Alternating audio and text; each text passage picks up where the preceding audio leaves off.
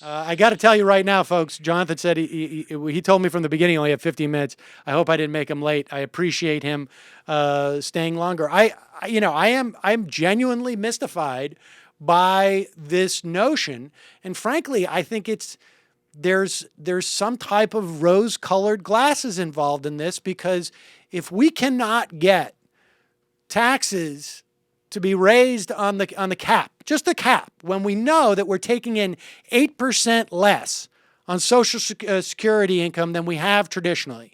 If we know that we are taxes relative to GDP is 3 or 4 points less, if we know that the deficit is a function of the recession that we had, if we know all these things, and we still cannot raise taxes on wealthy. I'm not suggesting we wouldn't necessarily do this now until a better economic position. But if we know that we can't do this in 5 years, how is it that we can assume that somehow those forces that are preventing us from doing that are going to say, well, since you've cut benefits for people in Social Security and Medicare, we're now going to really fund discretionary spending for the poor?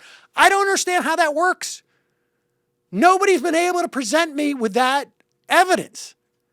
And I've asked Jonathan, I've asked other people. I just haven't seen it, because I don't think it exists. The reality is that this offer, for better or for worse, I would suggest worse, has already been put out there by the president. The president has already offered cut future benefits of Social Security via the chain CPI, cut Medicare benefits, and yet the Republicans still have allowed for this discretionary cuts that are hurting the poor. We'll talk about this in the second half of the show.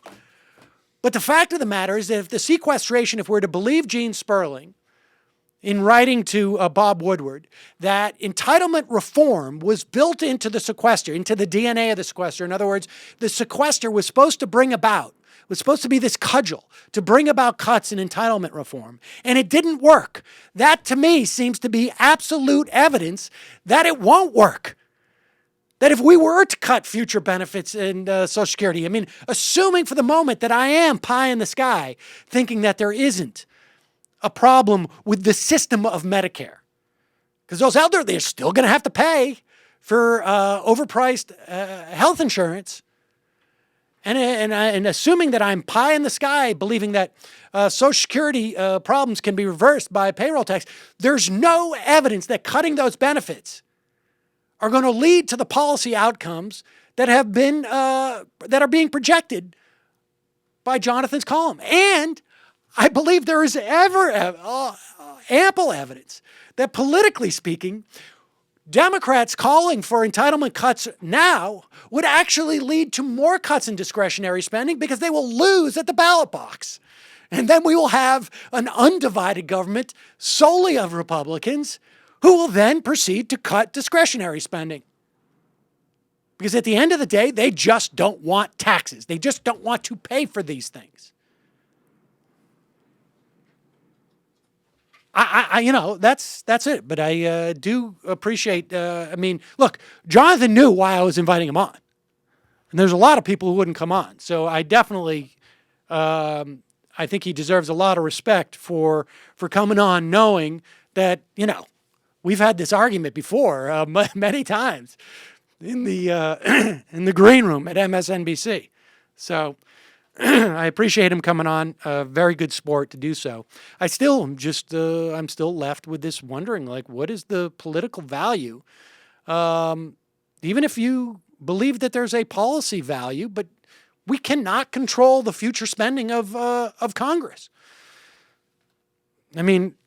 Have we not learned that lesson time and time again? That we can't even project out 6 months into what Congress is going to do. Never mind 20 years.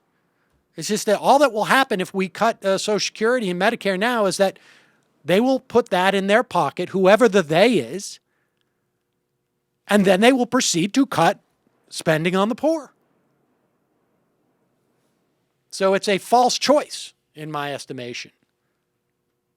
It's not only a false choice, it is a poor prescription to avoid that false choice.